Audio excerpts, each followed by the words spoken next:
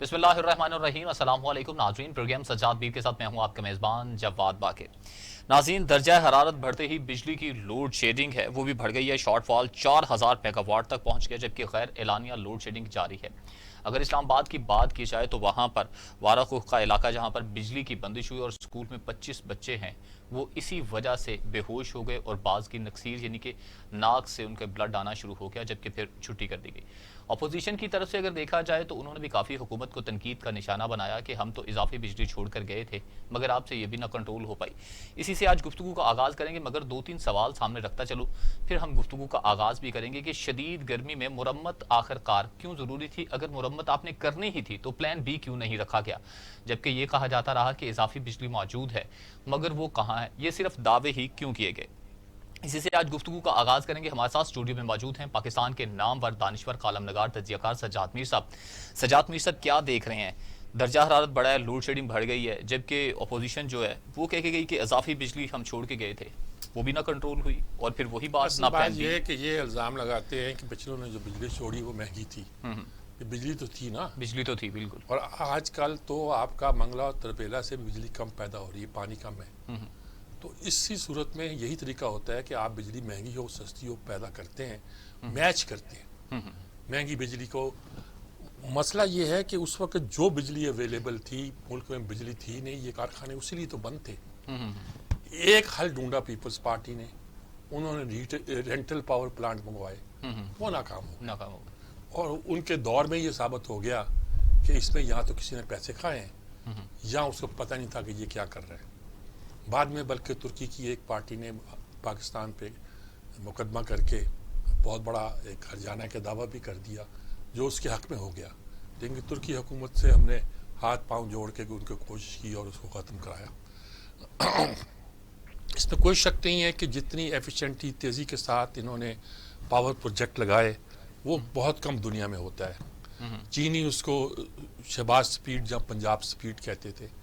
18 20 ماہ میں انہوں نے نیا پلانٹ لگا دیا، اور وہ لیٹسٹ ٹیکنالوجی پہ لگایا۔ کوئلے کے تھے تو وہ تو جام شوروں کے پاس انہوں نے بنایا، لیکن گیس کے پروجیکٹ لگائے تاکہ اس سے بجلی پیدا نہ ہو۔ گزشتہ حکومت گیس کے اور پتہ نہیں اس کے اسکینڈل میں مصروف رہی، وہ اس پکڑ میں رہی کہ قطر کے ساتھ جو شاید خاقان عباسی نے معاہدہ ہوا ہے وہ مہنگے داموں ہو گیا بالکل۔ اچھا، وہ بڑے آرٹیکولیٹ آدمی ہیں شاید خاقان عباسی، بتاتے رہے کہ میرا آ کے مجھ سے بات کر لو، کس نے کرنی ہے۔ صورت یہ تھی کہ جب یہ ہوگا تو فن سائل پہ بجلی بنانا پاکستان میں بند کی جائے گی، وہ یہ انہوں نے کی نہیں کیونکہ ان کے اپنے کچھ لوگوں کے انٹرسٹ ہے اس میں۔ اب یہ کہتے ہیں یہ ڈسٹریبیوشن سسٹم بھی بنایا تھا، وہ کہتے ہیں 21,000 میگا واٹ بجلی ہم نے ٹرانسمٹ کر کے دکھا دی تھی۔ اب سوال یہ ہے کہ اگر سسٹم نہیں تھا تو یہ 3 سال میں بنا لیتے، 3 سال میں کچھ تو کرتے نا، انہوں نے ذرا برابر کچھ نہیں کیا۔ صحیح، ہمیں جوائن کر لیا سینئر تجزیہ کار افتخار احمد صاحب نے، جی وہ ہمارے ساتھ لائن پر موجود ہیں۔ جی السلام علیکم افتخار صاحب۔ السلام علیکم سر۔ ابھی جیسے پنجابی میں کہتے ہیں کہ میں مڈ ہی بنا رہا سی نمی اپنی بحث تھا کہ پتہ چلا کہ آپ موجود ہیں تو میں نے کہا آپ سے ہی بات کرتے ہیں۔ یہ جو بجلی کا مسئلہ پیدا کرتے ہیں اور کہتے ہیں پرانی حکومتوں نے کیا یہ کیا، اب اگر ہم نے کوئی ہائیڈرو پاور بنانی ہے تو وہ تو 8 سال لگ جائیں گے، اور ملک اندھیروں کیا چکر کیا ہے؟ کون قصوروار ہے؟ کیا ہے؟ یہ بات یہ ہے کہ قصوروار تو یہی ہے نا جو ابھی ماضی میں حکمران تھے نا، جو چور تھے، وہ چکے سے لوٹ کے کھا گئے اور برطانیہ میں پراپرٹی بنا لی، اتنے تو ان کی اوقات ہی نہیں تھی، یہ کہا جاتا ہے نا۔ ہاں جی جی، وہی ہے نا، اصل تو وہی ہے۔ یہ تو ایسے ہی آ گئے نا، ان کو تو آ کے کہا کہ تم اس لیے آؤ گے اقتدار میں کہ تم جانے والوں کو گالیاں دو گے، تمہارا یہ کام ہوگا۔ تو گالیاں دے رہے ہیں بڑی سے۔ اب تمام منسٹر دیکھ لیں، تمام ایڈوائزر دیکھ لیں، وہ ایک ہی بات کرتے ہیں کہ پچھلے بجلی کے معاملے میں بھی یہ پچھلوں پہ ڈال رہے ہیں۔ آج وہ تو کہتے ہیں جی یہ جو حادثہ ہوا ریلوے کا یہ پچھلوں نے کرایا۔ نہیں، میں نے تو کل ایک پروگرام میں نے کہا تھا کہ قائد اعظم کی تصویر چھپی ہے نا نوٹ پر، اس کے بارے میں بھی کچھ خیالات کا اظہار کرا۔ بہرحال میں دیکھیں بات یہ ٹرانسمیشن بہت بڑا پروجیکٹ ہے۔ میاں نواز شریف ایک میٹنگ پریزائڈ کر رہے تھے لاہور میں گورنر ہاؤس میں، تو ڈاگا تھا سیکرٹری پاور۔ یہ بھی سوال ہم نے کیا کہ ٹھیک ہے آپ نے بجلی تو پیدا کر لی، اب اس کو ٹرانسمٹ کیسے کرنا ہے؟ تو ڈاگا کا یہ کہنا تھا کہ ٹرانسمٹ کرنے کے لیے کم از کم 10 سال چاہیے ہمیں، اور پیسہ ہو تو ٹرانسمیشن کا پروجیکٹ مکمل ہوتا ہے۔ لیکن سوال یہی ہے سر کہ آپ شروع کریں گے تو ختم ہوگا نا۔ ٹھیک ہے، اگر آپ شروع ہی نہ کریں کہ مطلب اگر انہوں نے شروع کیا ہوتا تو آج ہمیں بتاتے کہ ہم نے دیکھیں یہ خرابی یہ چھوڑ گئے تھے ٹرانسمیشن کی، ہم نے شروع کی ہے اور 3 سال میں ہم نے یہ اچیو کر لیا. اب ان کی پرابلم یہ ہے کہ یہ کر نہیں پایا. آج میں حماد کی بات سن رہا تھا، یہ جو میاں اظہر صاحب کے صاحبزادے ہیں، انہوں نے کہا رات کو ہی ہم سسٹم میں 1100 میگا واٹ شامل کر لیں. اب مجھے یہ پتا وہ 1100 میگا واٹ انہوں نے کہیں چھپا کے رکھی تو یہ شامل نہیں ہو رہی تھی. یہ کنفیوز ہیں، ایشوز کو یہ ہینڈل نہیں کر پائیں گے، مینیجر اسکل ان میں ہے نہیں ہے، اور گورننس جو ہے اس کا فقدان ہے. کوئی کچھ کہہ رہا ہوتا ہے، کوئی کچھ کہہ رہا ہوتا ہے. ایک بات پہ کامن ہے، ابھی ان کا ایک لیڈر ہے چوہان، پتہ نہیں کیا نام ہے اس کا، پیاز چوہان، اس نے تقریر فرمائی ہے ایک جگہ پہ، اس نے کہا یہ بات سنیں، ان 3 سالوں میں ہم کام کریں گے، ان کی سابقہ حکمرانوں کی خرابیوں کا، کوتاہیوں کا، ہر چیز کی ذمہ داری اس کو دیں گے. اگلے 5 سال جو ہمارے پاس آئیں گے نا، پھر دیکھیں گے ہم کچھ کر سکتے ہیں نہیں کر سکتے. اچھا اس کا بھی کہتے ہیں کوشش کریں گے 5 سال کا، اس کا بھی ہم ملبہ بتا دیں. ہی سیڈ اٹ کہ مطلب اس کے ریکارڈڈ پروگرام میں اس کی پارٹیسپیشن ہے. اس سے آپ اندازہ لگا لیں کہ ہم کہاں کھڑے ہیں. بالکل آپ نے درست فرمایا. اور یہ جو خاص طور پر آج مریم نے کہا کہ ہماری جو پیپلز پارٹی سے کوئی لڑائی نہیں ہے، میرا وہ ٹارگٹ نہیں ہے پیپلز پارٹی، میں تو اس حکومت کے خلاف ہوں، اور اس بحثوں میں مجھے نہ الجھائیے گا جیسے اپوزیشن کو الجھایا جاتا ہے. لائن ٹھیک ہے یہ؟ آئی تھنک یہ صحیح بات ہے. اس کی وجہ پتہ کیا ہے، دیکھیں نا نقصان بہت ہو گیا. مطلب ایک ایسی بحث جو آصف زرداری نے شروع کی، جس کا مریم نے ریبٹ کیا، یہ بحث طلب چیز مریم کو اس میٹنگ میں ریبٹ کرنا چاہیے تھا، نہیں کرنا. بہرحال یہ بات ہوئی ہے، اس سے حکمرانوں کو بہت فائدہ پہنچا ہے. آپ دیکھیں حکمرانوں کا ایٹیچیوڈ، حکمرانوں کا جو لہجہ ہے وہی بدل گیا، اور کافی حد تک کامیابی ہوئی تھی. سر ہمیشہ یاد رکھیں، آپ کے دشمن کی جو کمزوری ہوتی ہے وہ آپ کی طاقت ہوتی ہے. آپ کا محلے میں دشمن ہو، آپ کا دفتر میں دشمن ہو، آپ کا کہیں بھی دشمن ہو، یہ تو ایک بڑا سمپل سا فارمولہ ہے، اس کے اوپر بات چلتی ہے. اب آپ بجلی کا مسئلہ تو ایک چھوٹا سا مسئلہ ہے، چھوٹا سا تو نہیں ہے، بڑا مسئلہ، لیکن بجلی کا مسئلہ ایک مسئلہ ہے. اتنا بڑا مسئلہ تو ہے کہ اسلام آباد کے ایک اسکول میں 25 بچے بے ہوش ہو گئے، اور پھر انہوں نے اسکول دیکھ رہے اسلام آباد میں. آج ہمارا ایک دوست ایک پروگرام میں کہہ رہا تھا، اس لیے اسلام آباد کی بات ہو رہی ہے کہ وہ رپورٹ ہو گیا. ہمیں نہیں پتا دیہاتوں میں کیا آج حال ہوا ہے، ہمیں نہیں پتا ہمارے چھوٹے شہروں میں آج کیا حال ہوا ہے. 44 45 46 ٹیمپریچر ہے، اتنی گرمی ہے. کتنے عقل مند حکمران ہیں کہ اپنی ذاتی ضد کی وجہ سے، ایک منسٹر نے اپنی ذاتی ضد کی وجہ سے کہ میں نے اسکول کھولنے ہیں اور جون کے ان دنوں میں، بھائی تم جولائی میں کھول لیتے، تم آگے کھول لیتے، لیکن اس کا اپنے اسکولوں کا معاملہ کر لو. نہیں، ضد دیکھ نا، ضد جو ہے نا، جو ضد ہے نا وہ اچھی نہیں ہوتی. میں سمجھتا ہوں سیاست میں ضد نہیں کرنی چاہیے. آپ نے بچوں کو پڑھانا تھا نا تو آپ اگلے مہینے بچوں کو پڑھا لیتے. وہ اتنی گرمی ہے، 44 45 کو عام گرمی تو نہیں ہے، اور ایک بچہ جو 7 سال کا، 8 سال کا، 10 سال کا بچہ، اس کا کیا حال ہوتا ہے. اب بچوں مائیں بچوں کو بھیج تو دیتی ہیں، لیکن بعد میں سوچتی رہتی کیا ہوگا. نہ بچے بیچارے ریزسٹ کر سکتے. اچھا پھر ان کی باڈی جو ہے، ان کا جو اسٹرکچر ہے وہ اس قابل نہیں ہے. یہ تو بہت زیادتی ہے نا. اور چونکہ ایک منسٹر نے کہہ دیا اس کی مرضی ہے، بھائی منسٹر تم کس کو جواب دو؟ تم اللہ کو بھی جواب دو، تم عوام کو بھی جواب دو. اور عوام کو سہولتیں پہنچانے کے لیے تم آئے ہو، اور عوام کو تکلیف پہنچانے کے لیے آئے ہو، یا عوام کو یہ بتانے کے لیے آئے ہو کہ تم پی ٹی آئی کے وزیر ہو، اور پچھلے وزیر چونکہ ایسے نہیں تھے، ان میں فیصلہ کرنے کی قوت نہیں تھی. تمہارے میں، میرے میں فیصلہ کرنے کی قوت ہے. میں ہر غلط فیصلہ کروں گا، اس پہ ڈٹ جاؤں گا. ٹھیک بات ہے. یہ خاصا انہوں نے الجھایا ہوا پوری قوم کو. اللہ ان کی حالت پہ رحم کرے. بہت شکریہ افتخار صاحب، آپ نے بہت تفصیل کر، بڑی سیدھی بات ہے، کوئی ہیج پیچ نہیں ہے، کوئی لمبا چوڑے تجزیے کی ضرورت نہیں ہے. بھئی ہم کچھ کر ہی نہیں پا رہے، اب 3 سال سے کچھ بھی نہیں کیا. ٹرانسمیشن شروع کرتے نا، آپ کہتے ہیں یہ پرابلم ہے، یہ حکومت چھوڑ کے گئی ہے، ہم آغاز کرتے، پھر اکڑتے کہ دیکھو ہم نے ٹرانسمیشن ٹھیک کر دی. اگر اس میں 10 سال لگتے ہیں، اگر پرائیویٹ سیکٹر نے کہا تھا اگر جتنا معاملہ ہے تو آپ یہ کہہ سکتے تھے کہ ہم نے 5 علاقوں کی 4 علاقوں کی ٹھیک کر دی. فیصل آباد انڈسٹریل ایریا تھا، ہم نے لاہور سے فیصل آباد یہ شہروں کو کور کر دیا ہے، کراچی کو کور کر دیا ہے، اور باقی شہر ابھی رہتے ہیں. یہاں اسلام آباد پنڈی کو کور کر دیا ہے. بالکل 3 سالوں میں کچھ تو ہو جاتا نا جی. آپ پورے ملک کا نام ہوتا، لیکن چلیے 30% کا ہو جاتا. اگر 10 سال کا بھی ہم نے ٹارگٹ رکھے تو 30% کا ہو جاتا. آپ کچھ کہنے والے تو بنتے ہیں، پلان نہیں ہے. کیا دیکھتے ہیں پلان کا یہ حالت ہے کہ یہ حادثہ ہو گیا، کہنے لگے اگر سابقہ حکومتوں نے فلانے پیسے ادھر لگائے ہوتے تو آج یہ گڑبڑ نہ ہوتی. یہ کوئی بات ہے؟ زخموں پہ نمک چھڑکنے کی بات ہے. اعلان کر دیا کہ اس ملک میں جو خرابیاں پیدا ہوئی ہیں اس کے ذمہ دار پہلے لوگ ہیں. یہ تو آسان کام ہے نا جی، لیکن اس سے ملک نہیں چلا کرتے، ادارے نہیں چلا کرتے. بہت نقصان ہو چکا. اب یہ باتیں چھوڑے، اب کام کر کے دکھائیں. یہ لوڈ شیڈنگ ہے، اس کی وجہ آپ کیا سمجھتے ہیں کہ یہ نالائکی تھی یا کہ کرپشن ہے؟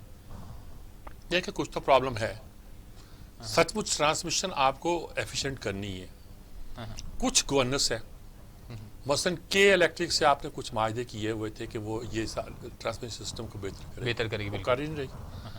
وہ اپنی بجلی پروڈیوس نہیں کرتی, مہنگی پڑتی ہے. وہ وابڈا سے لے لیتی ہے, انہیں سستی پڑتی ہے.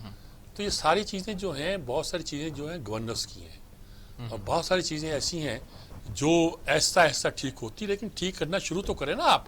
آپ تو کر ہی نہیں رہے, آپ تو پرانوں کو گالی دیتے جا رہے ہیں, اور یہ بھی کہتے ہیں کہ انہوں نے ٹرانسمیشن پہ توجہ نہیں دی تھی, پروڈکشن پہ دی تھی. تو آپ کہیں جی پروڈکشن پہ جو بھی تھی ہمیں مہنگی پڑے گی فلانا, لیکن ہم ٹرانسمیشن اب ٹھیک کر کے دکھائیں گے. صحیح. یہ صحیح ٹارگیٹ پہ چلتے نہیں ہیں, اکانومی خراب کر دیتے ہیں, پھر کہتے ہیں کہ ہم نے تو یہ کر دیا, ہم نے وہ کر دیا, ہم نے یہ کر دیا. اس طرح بات. اچھا, جو نیپرا نے نوٹس لیا ہے تقسیم کار بجلیاں پاکستان میں جتنی بھی بیٹھی ہوئی ہیں, کل میٹنگ بلا لی ہے. 11 دیکھیں میں آپ کو بتاؤں, ایک پالیسی بنی ہے کہ آپ شمسی توانائی کا اپنے گھر پہ لگا لیں. وہ میٹر کے ذریعے سے اگر آپ کے پاس ایکسٹرا وہ بنی ہوئی ہوگی, آپ یوز نہیں کر رہے ہوں گے, میٹر کے ذریعے سے وہ واپڈا کے نیٹ ورک میں چلی جائے گی. صحیح ہے. اور جب آپ کو ضرورت ہوگی آپ کو مل جائے گی. لین دین آپ کا واپڈا سے جاتا ہے, کئی بار سرپلس بجلی جو ہے واپڈا کو مل جاتی ہے, آپ کو جو ہے وہ اس کے بدلے میں چھوٹ مل جاتی ہے. یہ بڑا لمبا چوڑا سسٹم. اب آپ کو بیٹریاں لگا کے اپنی بجلی پرزرو نہیں کرنا پڑتی. ملک میں ادارے کام بھی کر رہے ہیں, اور انہوں نے ون ونڈو آپریشن کر دیا حکومت نے. حالت یہ ہے کہ جو لوگ اس کے لیے اپلائی کرتے ہیں ان کو 10-11 مہینے تک میٹر نہیں ملتا. یہ ون ونڈو ہے. اچھا, مثلاً ماڈل ٹاؤن سوسائٹی ہے, وہ بلک میں بجلی خریدتی ہے, اپنے لوگوں کو دیتی ہے. انہوں نے مزید بجلی کی بنانے کی اجازت چاہیے. انہوں نے کہا جی فضا پلوٹ ہوگی. اب انہوں نے اپنے ممبر سے کہا کہ یار یہ لگاؤ شمسی توانائی. آپ شمسی توانائی کا سرپلس وہ خرید لیتے ہیں, خود بخود آ جاتی ہے سسٹم میں, اور وہ میٹر 1 مہینے کے اندر لگا دیتے ہیں. لیکن واپڈا جو ہے نا, جب سارے ملک میں تو واپڈا ہی ہے نا, بہت کم جگہوں پہ ایسا ہے, پرائیویٹ سوسائٹیز ہیں کچھ ہے, وہ یہ کام 10-11 مہینے نہیں کرتا. تو رزلٹ کیا ہے, لوگ آ نہیں رہے اس پر. بھائی 10-11 لاکھ میں جو یہ کھاتا پیتے لوگ جو نا افورڈ کر سکتے ہیں, 10-12 میگا واٹ بجلی آپ پیدا کرتے ہیں.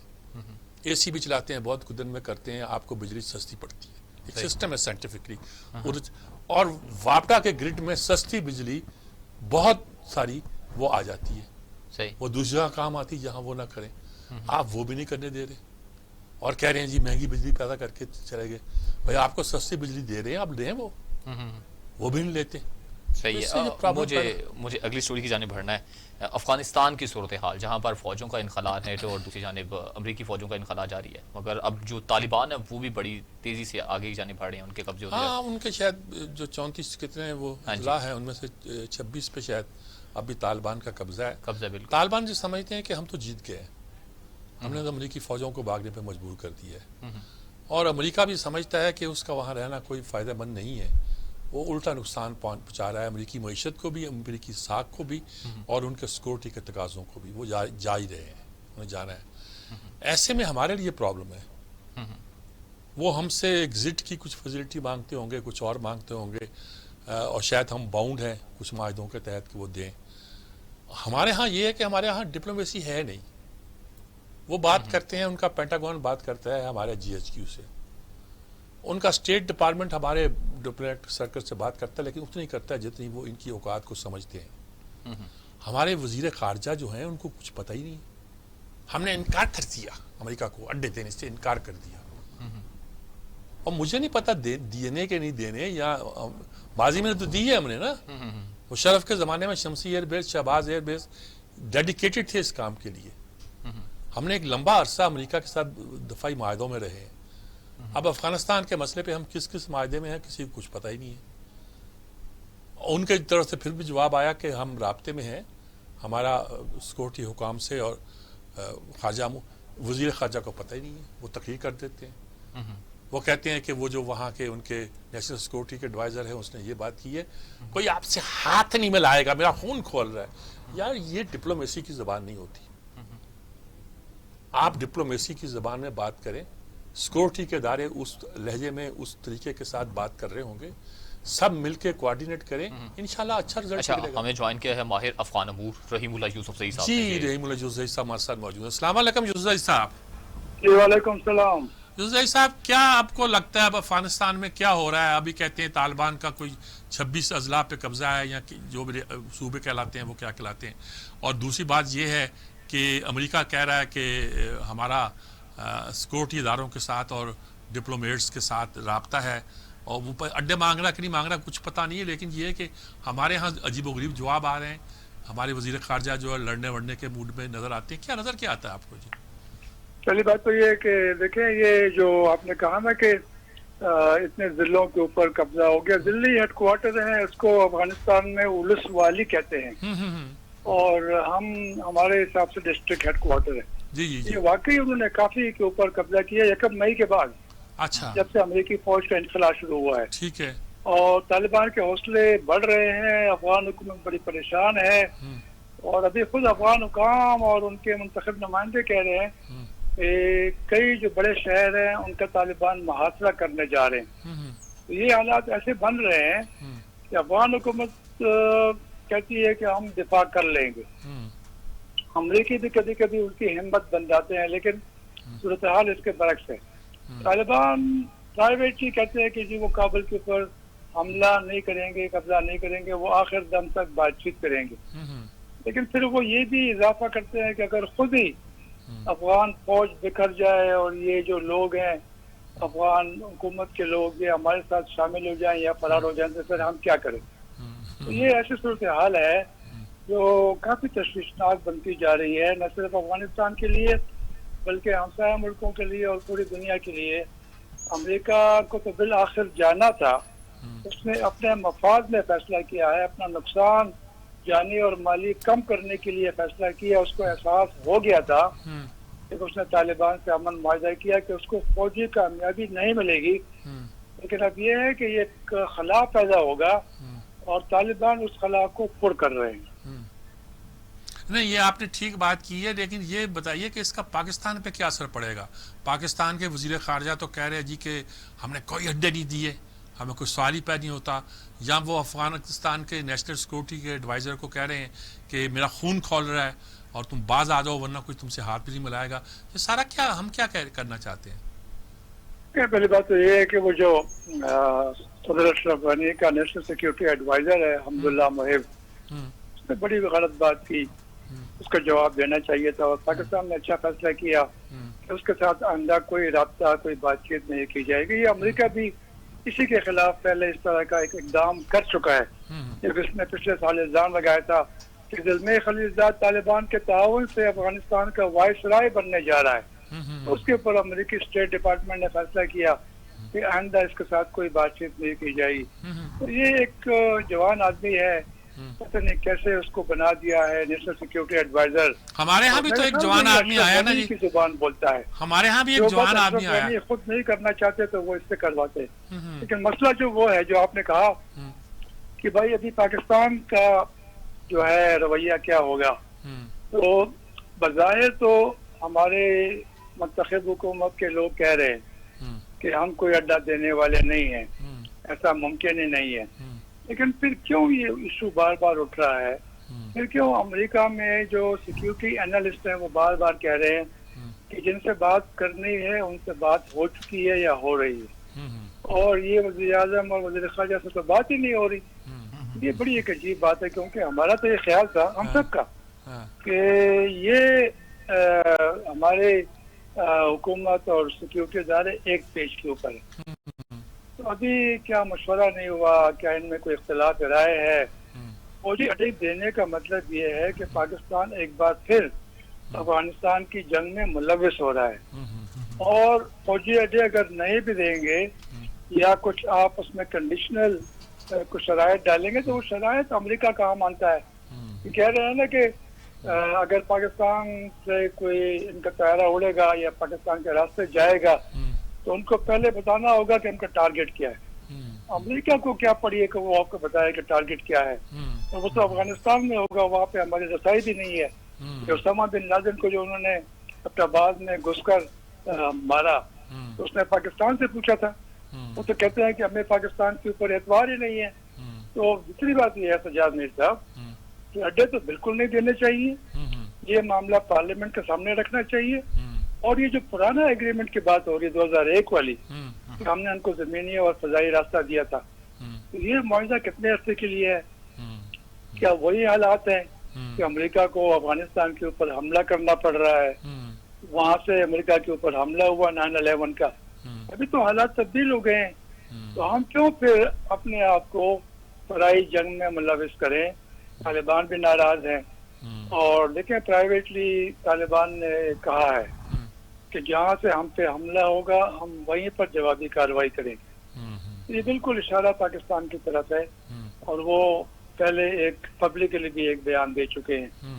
तो ये मुझे तो बड़ा अजीब लगता है, इतना अर्सा हमने ये सारा कुछ कोई फौजी इक़्तिसादी इमदाद मिलेगी, क्या अफगानिस्तान की सरजमीन हमारे खिलाफ इस्तेमाल नहीं होगी, क्या पाकिस्तान से ये नहीं कहा जाएगा कि आप चीन को काबू करें, इंडिया के साथ ताल्लुकात उनके बढ़ गए हैं, क्या ये जो पाकिस्तानी तालिबान और बलोच अलहदगी पसंद है उनके खिलाफ भी अमेरिका कार्रवाई करेगा? ये सारे इशूज हैं। ये तो एक बहुत अहम फैसला होने जा रहा है, इसके ऊपर तो एक कौमी डिबेट होनी चाहिए, पार्लियामेंट में बहस होनी चाहिए, और पार्लियामेंट जो है क्योंकि आवाम का मुंतखब इदारा है, सारा जो बोझ है, दबाव है हुकूमत के ऊपर, फौज के ऊपर, वो खत्म हो जाएगा। हम कहेंगे कि ये हमारे मुंतखब नुमाइंदों ने फैसला किया है, जिस तरह सऊदी अरब ने कहा था और हमने इनकार किया था, हम यमन की जंग में शामिल नहीं हुए थे पार्लियामेंट के फैसले के मुताबिक। तो मेरे ख्याल में ये ऐसा अहम फैसला करने से पहले जल्दबाजी नहीं करनी चाहिए। अभी वक्त भी है, अमेरिका की अभी जो है पूरी तरह इनकलाब नहीं हुआ, और हमें अपने आप को महफूज रखना है, लेकिन ये नहीं है कि हम एक और जंग में मुलविस हो जाएं। बिल्कुल दुरुस्त फरमाया आपने रहीमुल्लाह जौहरी साहब। मुझे मालूम है कि आपको और मसरूफियात भी हैं, इसलिए मुख्तर करता हूँ बात, वरना इस मसले पर आपसे तो मेरा पैरों बात की जाए तो कम पड़ेगी जी। बहुत शुक्रिया आपका जी, बड़ी बिल्कुल दुरुस्त बात की उन्होंने जी। कोई किसी बात पे इख्तलाफ किसी को है नहीं। क्या हम नई जंग है अफगानिस्तान में शरीक हो रहे हैं? पहली रूसियों के खिलाफ, फिर अमरीकियों के खिलाफ, अब अफगानों के खिलाफ क्या लड़ना हमने, क्या करना है हमने? तो ये सब सोचने की बातें हैं, जिसपे हमें हमारे सिक्योरिटी के दायरा सोच रहे होंगे यकीनन, लेकिन ये बीच में हमारे सफारतकार जो हैं ये क्या करना चाहते हैं किसी को कुछ पता नहीं। अच्छा मीर साहब, ये तमाम चीज़ें देखी जाएं तो हमारे सफारतकारी को आप कहाँ स्टैंड देखते हैं? सफारतकारी शाह महमूद कुरैशी और क्या है, वो मुल्तान में बैठ कर खारजा अमूर पर गुफ्तगू करते रहते हैं, और जो आता है वो इस तरह बोलते हैं जिस तरह आप उसके साथ बात कर रहे हैं। मुआशी तौर पर भी पाकिस्तान थोड़ा सा डिस्टर्ब होगा इस वजह से? नहीं, मुआशी तौर पर इंशाल्लाह काबू में ही रहेगा, लेकिन हम करेंगे क्या?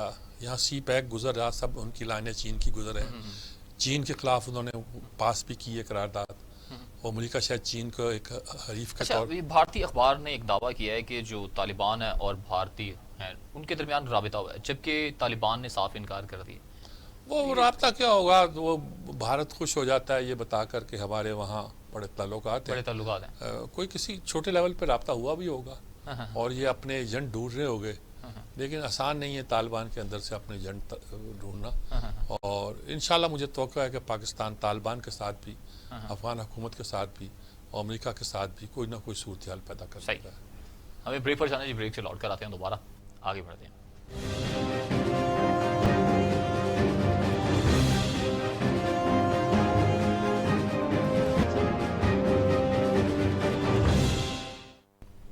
Welcome back. मेरे साहब मरीम नवाज आज आई हैं और उन्होंने कहा है कि मेरा पीपल्स पार्टी हदफ नहीं है। उनका कोई और सवाल है तो वो कर लीजिए, क्या कहते हैं कि वाकई पीपल्स पार्टी हदफ नहीं है? हाँ नहीं, आमतौर पर पिछले दिनों बहस चली थी कि अपोजिशन की दो जमातें जो अलग हुई हैं, मुस्लिम लीग और पीपल्स पार्टी, वो आपस में दस्तगिरबा हैं। तो उन्होंने कहा कि आज सवाल पूछा होगा जैसे पूछा करते हैं कि बिलावल ने ये कहा, फलां ने ये कहा, मुराद अली शाह ये कहते हैं। उन्होंने कहा नहीं, मेरा पीपल्स पार्टी हदफ नहीं है, हमारा तो हुकूमत हदफ है ना जी, हम उसको कराना चाहते हैं। वो अपनी तरफ से कर रहे हैं, हम अपनी तरफ से कर रहे हैं, इसमें क्यों उलझे हम? तो इससे मेरा ख्याल में बहुत से लोगों को बहुत सदमा पहुंचा होगा कि ये तो आपस में लड़ नहीं रहे। लेकिन मरियम ने ये एक सलीके की बात की है, बजाय कि पीपल्स पार्टी की बातों को जवाब देते हुए साफ कहती है कि मेरा ये मसला नहीं है, ना हदफ है ये, और हमारी लड़ाई इस हुकूमत के साथ है। और कभी कभी वो ये भी कहती हैं हुकूमत के साथ नहीं है बल्कि उनके साथ है जो इसके पुश्त पनाह है। और शाद खान अब्बासी यूँ कहते हैं कि हम कहते हैं कि आइन के मुताबिक मुल्क चलाया जाए, वगैरह वगैरह। बहरहाल जी सारी बातें लोगों के पास ऑब्वियस है, समझ आने वाली हैं, कोई इसमें बहस सही। नहीं। हमें ज्वाइन किए मुजाहिद बरेलवी साहब ने, सीनियर जी मुजाहिद बरेलवी साहब, अस्सलाम वालेकुम जनाब। साहब क्या हाल है? ठीक ठाक खैरियत जनाब, कैसे हैं आप? ठीक हैं? अच्छा वो किस्सा, वो मरीम नवाज की आज प्रेस ब्रीफिंग, उन्होंने कहा पीपल्स पार्टी मेरा टारगेट नहीं है, मैं इस हुकूमत के खिलाफ कुछ सवाल करना है तो आप कर लीजिए, और उस पर उन्होंने बहुत सी बातें भी की हैं। क्या लगता है आपको? देखिए आपको तो मैं भी वो हूँ, मैंने भी मरीम बीबी को नोट किया, मरीम बीबी को नोट किया, उसके बाद मैंने अपने कायरा साहब को भी कहा कि जी आज मरीम बीबी ने ये कहा है कि पीपल्स पार्टी मेरा हदफ नहीं है। साथ में उन्होंने ये भी कहा कि पीडीएम इससे नाकाम हुई कि वो इज्तिमाई इस्तीफे नहीं दे रही, और इसी तरह की बातें कहीं। इस पर खैर कायरा साहब बड़े अच्छे सीनियर आदमी है और बुलवाज आदमी है, हाँ ठीक बात, रिएक्ट हुए। जी वो बोले पीडीएम का तो टारगेट ये था ना कि गवर्नमेंट को निकालना, ये टारगेट से हट गए और हम इस्तीफे कैसे देते, कौन इस्तीफा देता है, उन्होंने अपना मार्जिन रखा। इस वक्त मुझे ये लगता है कि जो मीर साहब, मैं आपको जानते हैं और आप मुझे ज्यादा जानते हैं शरीफ खानदान को, कि हम लोग अगर ये समझे कि जी शरीफ खानदान की तकसीम हो गया है सियासी तौर पर, नून की सोच अलग और शहबाज की अलग, ऐसा होता नहीं है। इक्वल अमरी के तौर पर होता है कि भाई आप वो करते हैं, मैं ये कर दूं, आप यहाँ तकसीम वगैरह हमने तो नहीं देखा 40 साल में, ना भुट्टो खानदान ना अपना शरीफ खानदान। ऐसी बात है ना अम्मी साहब, पहले ये बात तस्दीक कीजिए। इससे तकसीम हुआ ना कि घर अलग हो गए, इलेक्शन एक दूसरे के खिलाफ लड़ने, पार्टियां अलग बना ली, ऐसा कभी नहीं हुआ। तो ये जो हमें जो एक खास उनसे मुतासिर हल्का ये बताने की कोशिश करता है कि शहबाज साहब का ये बयानिया और नून का ये बयानी, कोई इस तरह का ये सब वो एक आई वॉश है और ये परफेक्शन है जो आपकी। जी जी, जी? फरमाएं। नहीं, अब आप जो कह रहे थे जो बुनियादी बात के उन्होंने, लेकिन आज तो मुझे लग रहा है कोई उनके पास कुछ था नहीं कहने को। बताइए आज क्या बात थी? आज उन्होंने कुछ और भी अदलिया के में अंदर जो बहुत सी बहसें चल रही हैं उसका तस्करा किया। अब देखिए एक बात ये है मीर साहब, हमें तो शर्म आती है, आपको भी होगी, हम लोगों ने बड़ी सियासी लड़ाई है। जो लोग सुप्रीम कोर्ट पर बाकायदा हमला करें उस पर सजाएं हुई, आपको भी पता है ना। अब बेचारे कुछ मरूमों का नाम भी लेना नहीं चाहता। और नवाज शरीफ साहब तो पीस पार्टी खराब काला कोट पहन के चले गए थे केस में, और ये इनको कभी ये तो कहते थे साड़ा जज थे, साड़ा सदर थे, साड़ा जज थे, साड़ा जनरल, यानी बम पे याद मार दिया। फिर रफीक साहब का भी, अब ये फिर आपने जो एक और उसे लाहौर की चीफ जस्टिस, इन्होंने अपनी किताब में कुछ एतराफ किया है कि जी मैं जब लाहौर गया अपने को लेकर मुझे एक लिफाफा दिया मैंने, तो अभी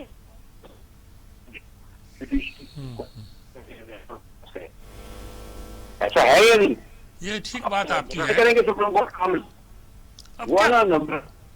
क्या होगा, किससे तो आपको करें? तो ये नहीं, ये देखिए मैं तो आप देखें कि पहले थोड़ी जो हमें तो वापस थी खान साहब से,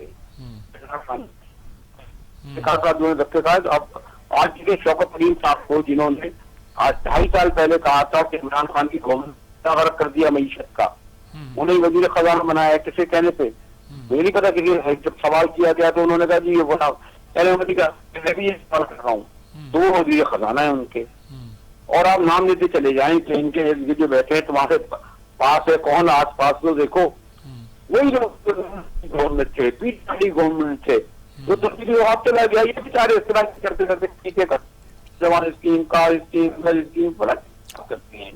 देखिए सॉरी टू से ये एक एक्सपेक्टेशन या उम्मीद थी, तो वो अब आप ये बात को भूल जाएं, और वो जो हम जो बार बार कहते हैं ना, फैज साहब से कहते थे भाई उन्होंने कहा भाई ऐसे ही चलता रहेगा। तो एक बार वो अभी मैंने अभी कायदा साहब ने पूछा कि आपकी लीडरशिप जो है वो खाने पे क्यों चली गई शहबाज शरीफ के, फिर वो कुछ अभी जवाब दे रहे थे, तो मैंने उससे ये कहा कि एक बार मीसा फैज साहब जो है वो गए लंदन, तो जहर का वगैरह माजिद अली खाने पे जा रहे थे, तो उन्होंने कहा कहाँ जा रहे थे? जी खाने पे जा रहा है फला की। तो कहने हम भी चलते, उन्होंने कहा जी कोई बात है, आप कैसे चले जाएंगे, आपको न दावत है न कुछ है, तो ये तो कोई उसूली अच्छी बात नहीं लगती। तो कभी उसूल होते हैं नजरियात में, उसूल होटल से आकर में खाने की क्या बात है, चलते हैं वहां पे, और वहां पहुंच गए। तो मैं लाइटर में बातें कर रहा हूँ, अभी मुझे शकील वो जो आप लोगों के जो दानिश्वर हजरात आते हैं, तो मकसद ये कि ये तीनों जमातें पहले कहते एक थैली के चट्टे बट्टे क्या होता है, अब तीनों जो है ना एक ही तरह के हैं, اور ہم آپ سب ان کے رحم کرم پہ ہیں, اور بدقسمتی یہ ہے کہ ہم یہی ڈسکس بھی کر رہے ہوتے ہیں, ٹھیک بات. اور ہم بجٹ آ رہا ہے یہ اسی کو ہم کر رہے ہوتے ہیں. تو پی ٹی آئی کو بجٹ وہ پیش کر سکتی ہے پاس کر کے جو اب تک رہا. اچھا ایک بات یہ, پاکستان میں جو بھی کام ہو نیسا, پاکستان کی تاریخ میں پہلی بات کھرب روپے کا جو ہے جناب ٹیکس کر لیا. پاکستان کی تاریخ میں پہلی بار ہوگا 40 کھرب کا, اب کر دیا 40 ارب کا. ہمارا جو ڈالر حقیقت کو 150 کا ہو گیا, 1 ارب فکر بڑھ گیا. ٹھیک بات ہے. تو سوری ٹو سے امیر خان اچھی باتیں نہیں ہوئی, لیکن آپ کو تو اگر مجھ سے زیادہ تجربہ ہے, اور ہمیں بھی یہ ہے کہ وہ جہاز صاحب بات کرتے تھے بیچاروں کو آپ کے لاہور سی او نے 850 ووٹ دیے تھے, اور پتہ نہیں جس کے خلاف ووٹ دیے اس کا نام یاد ہے, تو وہ کہتے ہیں لوگ اپنے قاتلوں پہ ہیں شاک میری جان. یہ میں نے ایک بات بتا دوں آپ کو میر صاحب, یہ جو عوام کی ورکر کی عام لوگ کی بات کرتے ہیں, انہیں بھی جو ہے نا اسی پجیروں میں بیٹھنے کا شوق ہے, انہیں بھی وہی حویلیاں محل اچھے لگتے ہیں. آپ کا جو پولیٹیکل ورکر ہوتا ہے نا, چاہے جماعت اسلامی کا ہو یا نون لیگ کا ہو یا پیپلز پارٹی کا, تو انہیں بھی کوئی آپ جو ہے میراج محمد خان کھڑے ہو گئے بیچاروں نے کتنی جدت کی تھی, آپ کو یاد ہے کتنے ووٹ میں تھے ان کو, اور وہ پتی ڈاکٹر رضوان الدین نام دیتے چلے ہیں جتنے بھی انقلابی تھے, یا پھر انقلابی پارٹی میں چلے گئے تو انقلاب ختم ہو گیا, پھر بیچارے آ گئے. میں نے ڈاکٹر مبشر حسن ایک چیز مقصد میں بھی آپ سوال کر رہے تھے, اب آپ میں بھول گیا, ہم بھٹک بھی آتے ہیں عمر کے پہل میں میسا, آپ ٹھیک کریں نا. جی بات بالکل ٹھیک کہا. نہیں آپ نے بہت اچھی بات کی جی, وقت کم تھا ہمارے پاس, لیکن آپ نے بہت تفصیل کے ساتھ بہت عمدگی کے ساتھ اس مقدمے کو پیش کیا, بہت شکریہ آپ کا جی. بات ساری آپ کو سمجھ آ جانی صحیح ہے. ہم پتہ نہیں ٹامک ٹویاں مار رہے ہیں اور ملک خطرے میں ہے. ادھر افغانستان کی جنگ شروع ہے, یہ بالکل ہمارے سروں پر مسلط ہو رہی ہے. ادھر ہندوستان ہمیں دبانا چاہتا ہے, ادھر چین اور امریکہ یہاں اس خطے میں لڑائی کر رہے ہیں سی پیک کے نام پر. کیا بننا کیا نہیں بننا ہمیں کچھ اندازہ ہی نہیں ہے. ڈی جی ایف آئی کی جانب ان کو تبدیل کیا جاتا ہے واجد ضیاء صاحب کو, یہ کیا واجد ضیاء صاحب دیکھیں ریٹائر ہونے والے ہیں, ہو سکتا ہے کہ ریٹائرڈ ہونے کے قریب ان کے کھاتے میں بہت سی نیگیٹو باتیں ہیں. نواز شریف کی وہی پناہ والا مقدمہ, کچھ اور باتیں, تو وہ ثابت کرنا چاہتے ہوں کہ میں یہ چند دن رہ گئے ہیں اب عزت سے گزارنے دو, اور حکومت جاتے جاتے ان سے کچھ کام لینا چاہتی ہو. انہوں نے بشیر میمن کو بھی ہٹایا تھا, ان کو بھی ہٹایا تھا. ہو سکتا ہے کہ انہوں نے اس وقت وہ جو چینی کا مقدمہ تھا وہ کرنا ہو, حکومت کی ایک رائے ہو ان کی دوسری رائے ہو تو سکتا ہے کوئی اور مسئلہ بھی ہو. حکومت کمپیٹنٹ ہے کہ جس آدمی کو وہ پسند نہ کرے اس آدمی کو چاہے وہ تعریف کرتی رہے ہٹا دے. ہٹا کے وہ خیبر پختونخوا سے لائے ہیں. ان کے جو ہمارے پرنسپل سیکرٹری ہیں, کیا نام ہے ان کا, اعظم خان جی, وہ خاصے خیبر پختونخوا کے پول سے لوگوں کو چن چن کے لاتے ہیں, اور کسی نے کہا تھا کہ پختونائزیشن آف دا بیوروکریسی جو ہے وہ کرتے جاتے ہیں. بہرحال یہ اچھا آپ کیا دیکھ رہے ہیں کہ واجد صاحب کو جو معاملہ ہے واجد ضیاء صاحب کا ڈی جی ایف آئی اے کی تبدیلی ہے, یہ کیا تحرین صاحب کو ریلیف مل گیا؟